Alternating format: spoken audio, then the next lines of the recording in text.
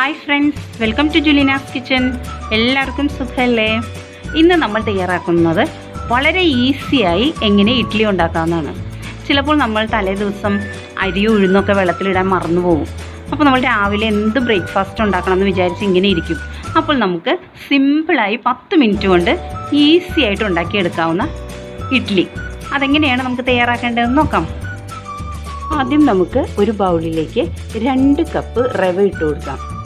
റവ റോസ്റ്റഡ് ആയാലും കുഴപ്പമില്ല, റോസ്റ്റ് ചെയ്യാത്തതായാലും കുഴപ്പമില്ല കേട്ടോ. ഇനി ഇതിലേക്ക് ആവശ്യത്തിന് പുളിയുള്ള തൈര് കേട്ടോ 1 കപ്പ് ഒഴിച്ചു കൊടുക്കാം. ഇതിലേക്ക് ആവശ്യത്തിന് ഉപ്പിടാം. ഇനി ഇതിലേക്ക് അല്പം വെള്ളം കൂടെ ഒഴിച്ച് നമുക്കിതൊന്ന് മിക്സ് ചെയ്യാം.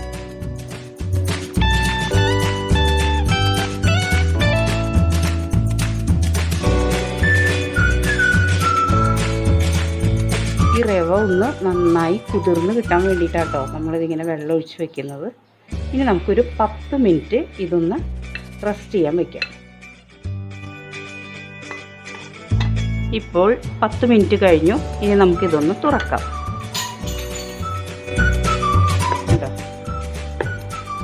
ഇതിൽ അല്പം കൂടെ വെള്ളം ചേർക്കാം നമുക്ക്.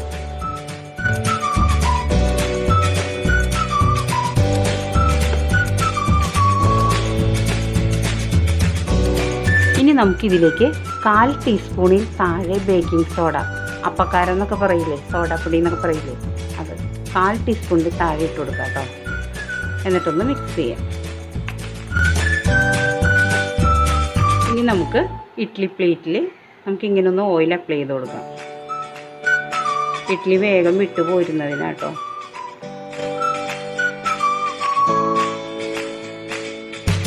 ഇനി നമുക്ക് ഓരോ കയ്യിൽ മാവ് ഇതിലേക്ക് ഒഴിച്ചു കൊടുക്കാം.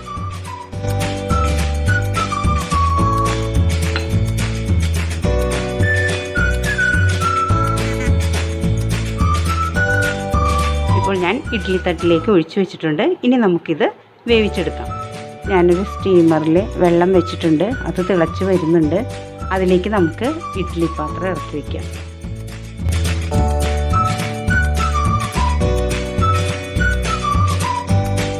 ഇനി നമുക്കിത് അടച്ചു വെച്ച് ഒരു 10 മിനിറ്റ് വേവിച്ചെടുക്കാം. ഇപ്പോൾ 10 മിനിറ്റ് കഴിഞ്ഞു. ഇനി നമുക്കൊന്ന് തുറന്നു നോക്കാം. കണ്ടോ, നല്ല സൂപ്പർ ഇഡ്ഡലി റെഡി ആയിട്ടുണ്ട്. ഇനി നമുക്ക് ഫ്ലെയിം ഓഫ് ചെയ്യാം.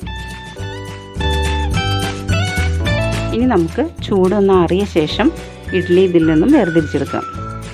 ഇപ്പോൾ ഇതിൻ്റെ ചൂടൊക്കെ പോയി. ഇനി നമുക്കിതൊന്ന് വേർതിരിച്ചെടുക്കാം. കണ്ടോ, നല്ല സൂപ്പർ ഇഡ്ഡലിയാണ് കേട്ടോ.